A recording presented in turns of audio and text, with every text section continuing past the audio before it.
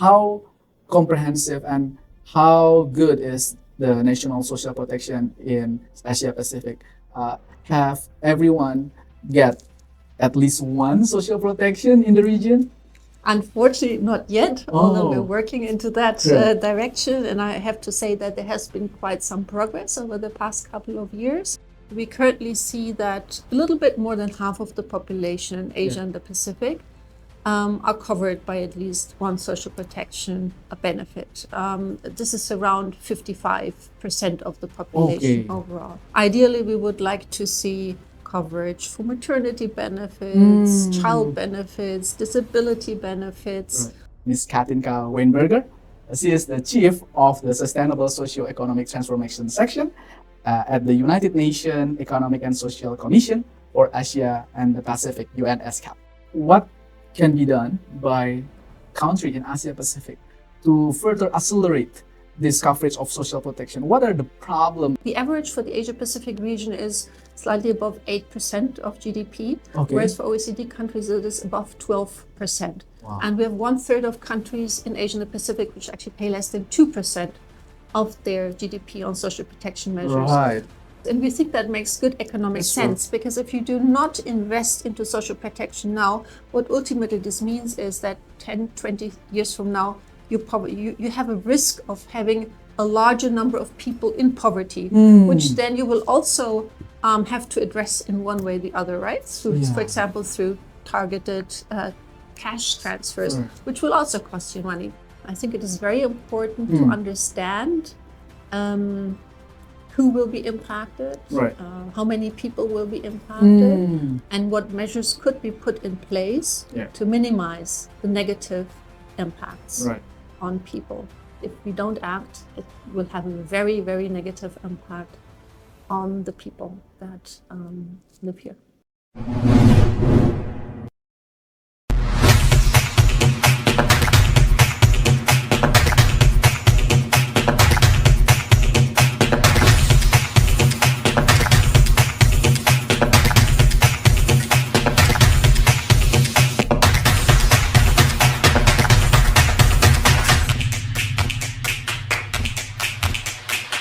Hi, Hivers. It's great to meet with you again in this podcast, Hive Intelligence, with myself, Romora Edward Sitorus. Today, we have a very distinguished speaker, Ms. Katinka Weinberger. She is the chief of the Sustainable Socioeconomic Transformation section at the United Nations Economic and Social Commission for Asia and the Pacific, UN ESCAP. She has over 20 years of experience in socioeconomics and sustainable development. She has conducted extensive empirical research in the Asia Pacific and Africa. And Katinka has authored more than 80 scholarly publications focusing on sustainable agriculture, poverty alleviation, and rural development. Today, we are going to talk about sustainable development in Asia Pacific. Hi, Katinka, how are you? Thank you, and thank you very much for the invitation. Thank you so much. much. Great pleasure to be here. It's great to have you here in Manila, Philippines. We just have a conference with the Middle Income Countries Delegation, and I was very interested in understanding the sustainable development progress in Asia Pacific. And you are one of the experts who understand this particular aspect, so I would like to learn more about the progress. As you know, Katinka, with nearly half of the global gross domestic product is in Asia Pacific region, and it also has 60% of the world's population. Asia Pacific region is central to shaping the future of the world. Could you share how UN ESCAP, specifically contributing to sustainable socioeconomic transformation in the Asia Pacific region? Well, thank you very much for that question. And at the outset, I would really like to underscore what you just said. I think the future is really here in Asia and the Pacific. Wow. And that's because, yes, we have the largest share of the population here, but we also see a lot of innovation happening in the region.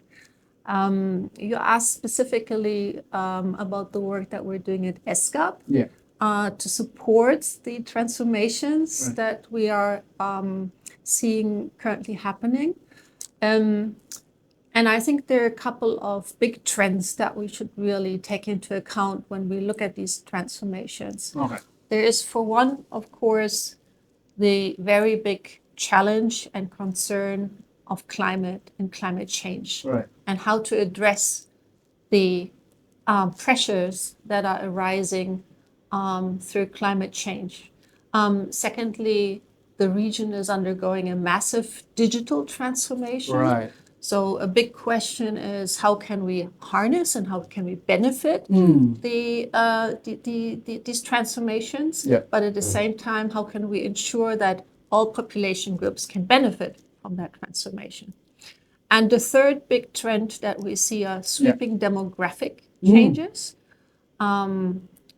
I think you will be aware, and I'm assuming Indonesia is already also facing this challenge, although you're still very much a youth-based population. Demographic bonus. That we have countries in the region that have a very large aging or aged population. Right. This poses challenges, but of course also opportunities, because these are people who have knowledge to share. So Yes. how can we best harness this? Right. At the same time, those countries that still have a large youth population, Yeah. how can they be best brought into a position Yeah. to ensure that once these young people also age, that Right. these demographic dividends can be harnessed. So Right. all of these are areas that our team actively works on and tries to support member states. Firstly, in understanding better the challenges ahead. Yeah. So a lot of the work that we do is around analytical, public. We provide publications. Right. So we assess, for example, in the area that I am engaged in, how many people are covered by social protection systems, what are the challenges. Yeah. Similarly, we work on demographic projections to better understand the demographic trends that we are seeing in the region. And finally, we also do assessments in relationship to climate change and how this will be impacting people going forward. So that's one area of work that we do. Then secondly, we're engaged in the development of tools for policymakers. For example, we have developed a tool called Spot, which uses household income and expenditure surveys to understand how investments into social protection can impact poverty outcomes and consumption outcomes. Right. We also have a tool called Leave No One Behind, the LNOB tool, which helps to understand which intersecting characteristics of individual, and again, this is based on household data. We use DHS and mixed data, but increasingly also household income and expenditure surveys. So what are the intersecting characteristics that contribute to people not participating, not benefiting from social development progress as much as they should? These are some of the examples of tools that we have. And then thirdly, we provide a regional platform, a platform for regional dialogue, for exchange of best practices, for discussion on common ways to go forward. And again, one example here would be our action plan to strengthen regional collaboration on social protection. So this is an agreement that member states forged in 2020 and adopted in 2020. It's a common understanding of elements of social protection systems that countries should be implementing to ensure that they achieve nearly universal coverage of their population groups with social protection. So broadly, these are the three areas that our team engages in. Wow, interesting. Very comprehensive area that UN ESCAP team is engaging. And this is only the social development team within ESCAP, I should say, of course, because ESCAP also touches on other issues. We have a group dealing with statistics, we have a group dealing with energy, we have a group dealing with transport, macroeconomics, trade, and so on. Right. Really excellent team in ESCAP, and I read your report often whenever I would like to see data and statistics that could inform the decision or inform policymakers to make certain policy. I would like to touch upon the social protection team that you mentioned before. You mentioned there is a regional agreement to improve social protection in the region. How comprehensive and how good is the national social protection in Asia Pacific? Have everyone get at least one social protection in the region? Unfortunately, not yet, although we're working into that direction. And I have to say that there has been quite some progress over the past couple of years. Right. I think the COVID pandemic brought with it an understanding that social protection coverage is a really important element of ensuring social cohesion and stability. So during COVID, many countries in our region strengthened their social protection systems. We currently see that a little bit more than half of the population in Asia and the Pacific are covered by at least one social protection benefit. This is around 55% of the population overall. But of course, there are great variances. Ideally, we would like to see coverage for maternity benefits, child benefits, disability benefits, and so on. But there is a big variety. Overall, old age benefits, pension systems is the benefit group that most people benefit from in one way or the other, although often benefit levels, so the amount that is actually provided is relatively low. But as I said, we see an increasing trend, and I think there's an increasing understanding of the role of social protection to ensure that all population groups can lead, and including all vulnerable population groups, can lead a dignified life. But I think there is another role to social protection also. It is not just to ensure dignity of all population groups. It also makes good economic sense. If you have your workers insured against causes of unemployment, against the risk of disability, then you also increase the productivity of your labor force. And ultimately that has a positive effect, of course, on the economic growth of economies. So there is a very good economic sense also in investing into social protection systems. Thank you, Katinka. It's very interesting you mentioned about economic sense behind social protection. And as you said, the trend for social protection coverage is getting better. I guess this also coincides with the increasing or the lowering of national poverty in many countries in Asia Pacific. I just wonder what can be done by country in Asia Pacific to further accelerate this coverage of social protection. What are the problem, and is there any solutions that can be implemented quickly? Quick solutions, invest more into social protection, of course. But I think before we do that, firstly, while I said that there has been good progress made, one of the challenges we still see is that there is a large fragmentation. So many different types of programs that all ultimately could be labeled as social protection, but maybe either with the social welfare ministry or with agriculture or with health, right? So this big fragmentation contributes to inefficiencies. So one of the challenges that we argue should be addressed is there should be more mainstreaming, Okay. better understanding Right. also, including then of what programs are in place and how they are all contributing to poverty reduction. Right. Secondly, I think there are also many different understandings of what social protection actually I see. implies, right? For some, these are just cash transfers, Right. In kind. in kind. As I said before, social protection measures could be housed by different ministries Yeah. and different agencies. And this, I think, is an indication of the fact that there is a very different understanding of what social protection could mean.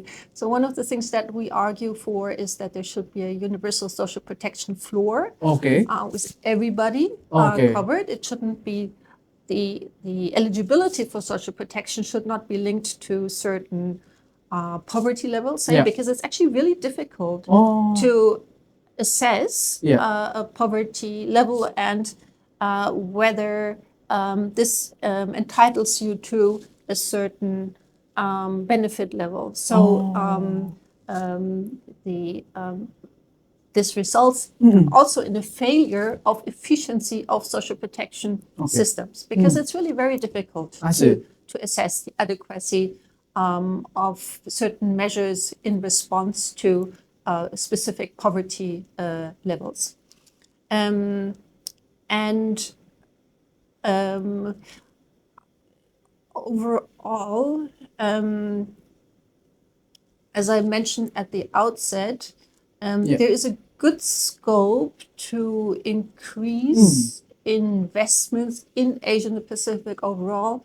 Comparing to OECD countries, expenditure levels are quite lower. Yeah. So it's the average for the Asia Pacific region is slightly above 8% of GDP, whereas for OECD countries it is above 12%. Wow. And we have 1/3 of countries in Asia and the Pacific which actually pay less than 2% of their GDP on social protection measures. Right. So there is scope to increase the expenditures. And we think that makes good economic sense, because if you do not invest into social protection now, what ultimately this means is that 10, 20 years from now, you have a risk of having a larger number of people in poverty, which then you will also have to address in one way or the other, right? So, for example, through targeted cash transfers, which will also cost you money. So it is better to invest now into sound social protection systems that can minimize the risk of people falling into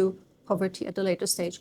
But there are also issues related to having better data systems in place, understanding who your beneficiaries are, putting registries in place, digitalizing these registries, and also linking them to payment systems so that you can very efficiently deliver the payments that your beneficiaries are entitled to. And all of these are areas that we work on with governments in the region and trying to build their capacity to implement that. Excellent. Thank you, Katinka, for sharing those insights. So I read the SDG progress report from UN ESCAP 2025, I guess. The most recent one. Yeah, the recent one. And one of the SDG target that I saw was lacking is on climate action. Yes, indeed. Right.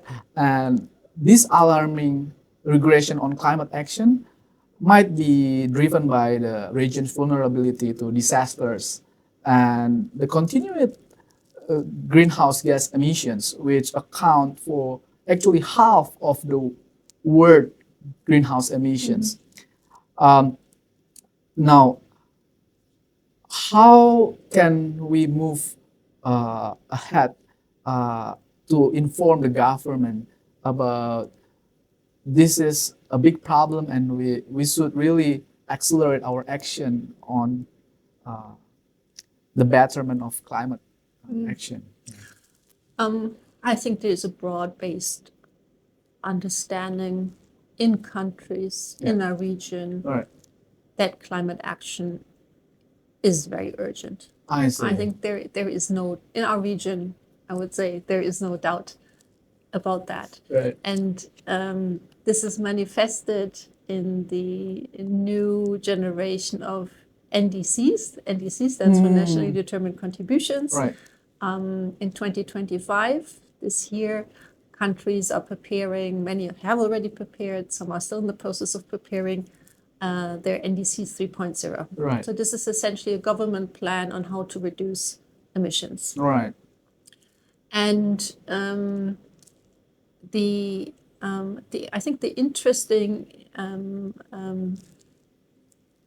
change that may need to occur as we move forward with the NDCs is to build in a stronger people-focused and social element. Okay. Because obviously, when you think about reducing emissions in the agriculture sector, the energy sector, the construction sector, the transport sector, this will have implications on the people who work in these sectors. Exactly. Correct? So I think it is very important to understand who will be impacted, how many people will be impacted, and what measures could be put in place to minimize the negative impacts on people. This is an area that we will move in now at ESCAP because we see that very clear relationship. So far, when you have discussed social protection in the context of climate, we were mainly concerned with the impacts of disasters. Okay. So an event happens, a flood comes, a drought comes.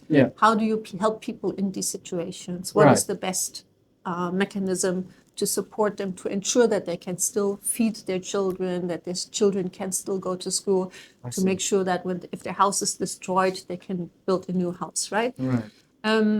But I think increasingly we need to understand that when we discuss the impact of climate on people, this is not only the impact of climate events. This is not just the impact of an extreme climate event. This is also the impact of the policies that we're putting in place to help nations address and transition overall.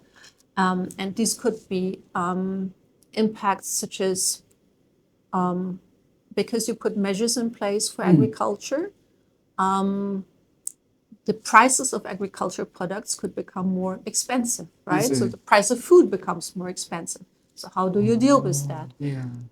This could include issues such as because you move out of certain industries, there may be people who then also move, right? Because they can no longer have their livelihood in that particular area. So people move from one place to another. How do you deal with this mobility and these displacements? Because you move out of certain industries, people may lose their jobs. So how do you deal with that? How do you ensure that from brown sector to green sector? Exactly. How do you ensure that they can still cover their livelihoods? How do you ensure that your population, your working population, has the right skill level? Right? So reskilling activities. There are many, I think, measures that governments could put in place to facilitate a transition, because the transition needs to come, right? I mean, we know that we cannot continue operating in the ways that we need that we currently operate in. And here, I think it is very helpful for governments to look forward, to help to understand what may be coming their way, and again to also understand how this will be impacting the working population, and what other measures that could best be put in place to facilitate and to ease that transition. Because I think we have to understand, if we can make it easier, if we facilitate, or if we make it easier for people to participate in that transition, the acceptability of climate policies will also be higher, right? If my understanding is because of a transition measure being put in place, energy prices will increase, fuel prices will increase. I will no longer be able to move from A to B, then my acceptability of that policy may be quite low. But if I have trust in my government, that the government will aim to facilitate that transition by putting measures in place that make it easier for me to move on, then my acceptability of the climate policy will also be higher. And I think that is something very important that governments need to understand. Wow, yeah, that's very important, Katinka. In many countries, I saw government subsidizing electric vehicle, for example, Correct. so that people will join this green movement to uh, tra- change from a fossil fuel car to electric car, and also uh, to have this sustainable tourism, so people in the village can benefit from Exactly. this. That's another very good example, yes. Right. And I think other examples can be found in agriculture, Right. In fishing. Yeah. Actually, I personally think that there are a lot of opportunities in the green transition. Right. I think this is nothing to be concerned about or Yeah. to be worried about. Mankind has always proven to be very innovative Right. and to find solutions, but nevertheless, there will be losers along the way, right? Right. And so I think it is important to understand who these losers may be and how we can best facilitate and manage the transition for them as well, so that ultimately it is a win-win situation and a just transition, right? Just Because that's transition. what we want to see. We want it to be just. Just. So that nobody loses out of the transition. Right. I think so. Recently, I felt like the geopolitical situation has made certain government really prioritizing their economy compared to just transition policies. So it's making it harder for them to really prioritize just transition policies.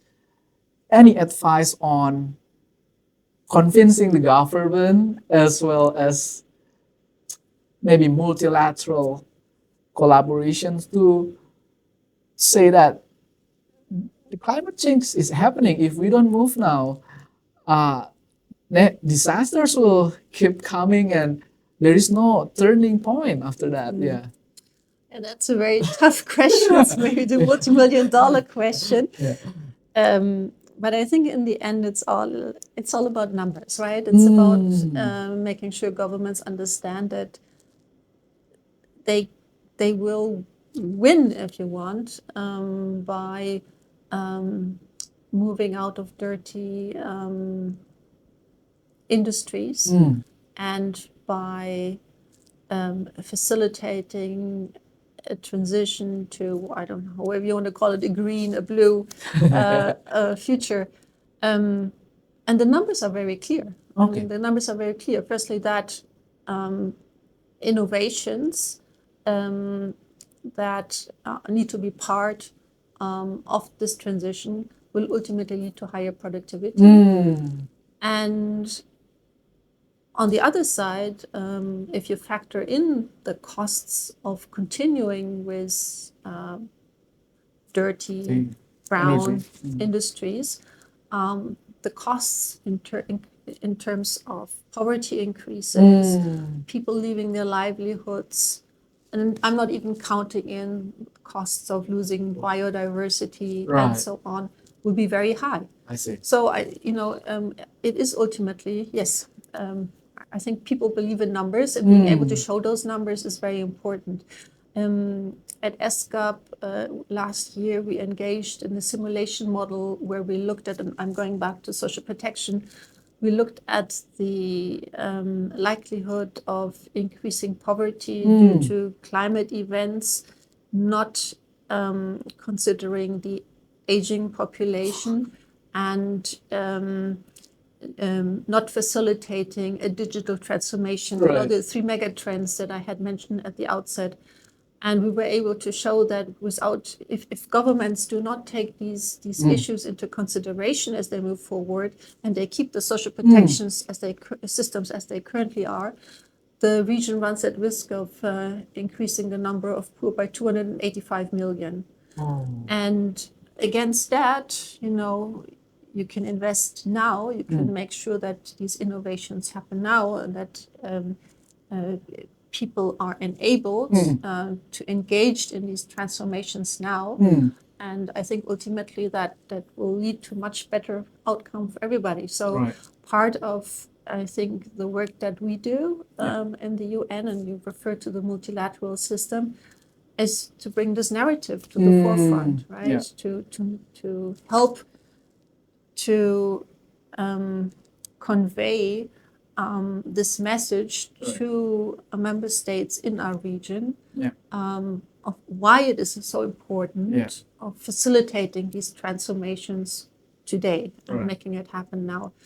I think what helps, though, is that, especially in the context of climate change, whereas maybe 10 years ago we still talked about it as something distant in the future, it is now all around us, right? I see. We have, Fires.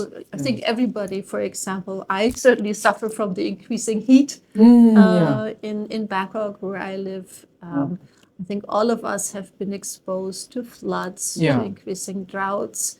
So it's not anything distant and abstract anymore. I see. It is something that is very much in the present. Right. And I would not be surprised if increasingly people go to the streets if they realize and recognize that their governments do not act accordingly. Already we see this happening, right? And surveys of perceptions of what people consider the highest risk indeed show that climate is right up top, right? So this is higher in some instances as compared to the risk of, I don't know, facing traffic accidents or some other personal risks that may befall you, right? So it is very much, I think, at the forefront. And I have no doubt, really, that governments will increasingly act in that direction. And I want to go back to the NDCs 3.0. I think in the NDCs 3.0, this year's NDCs, compared to those that were produced earlier, we already see that change in perception also. Yes. All right. Yeah, we are optimistic that more people are getting aware of the negative impact of climate actions and maybe voice their concerns to the government. So government will put this at the top priority and make this climate action politically important as well. But there are good examples also here from the region, including, right?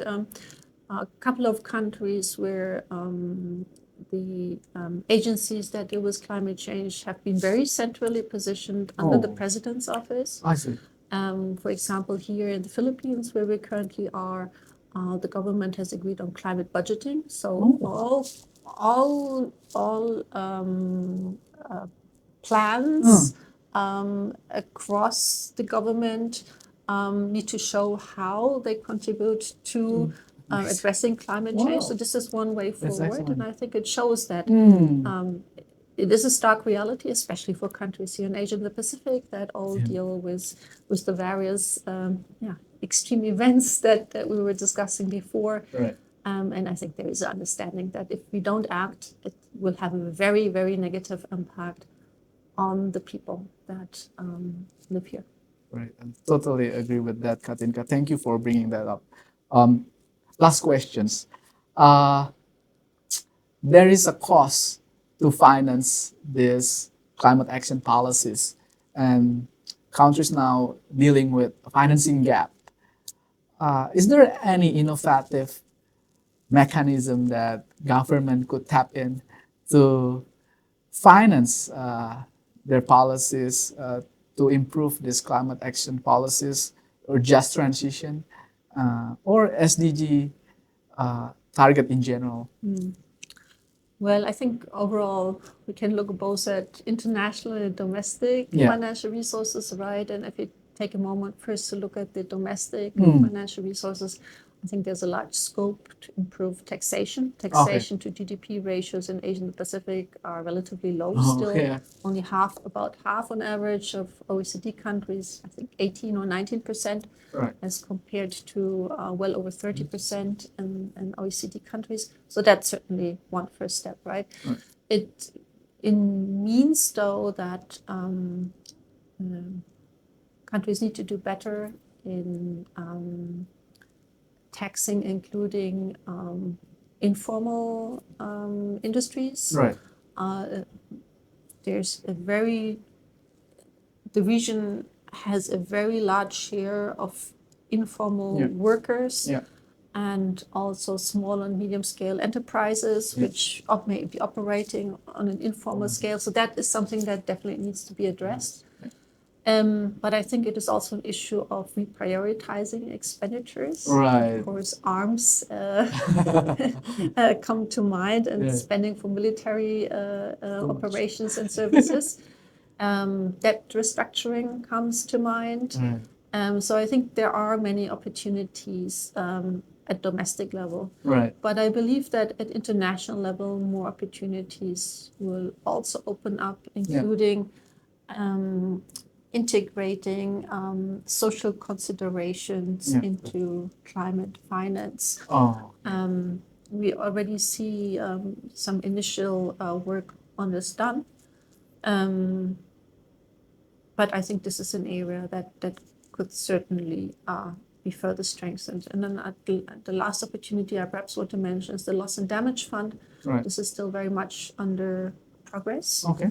But I think that should also provide for an opportunity to have a stronger integration of social considerations into the ultimate payout for countries. Awesome. Thank you so much, Katinka, for sharing your advice and insight on advancing the sustainable development in Asia Pacific. This is very important, and this information is very helpful for us and for audience of this podcast. Hi, first, thank you so much for following us today, and see you again in the next podcast. Bye bye.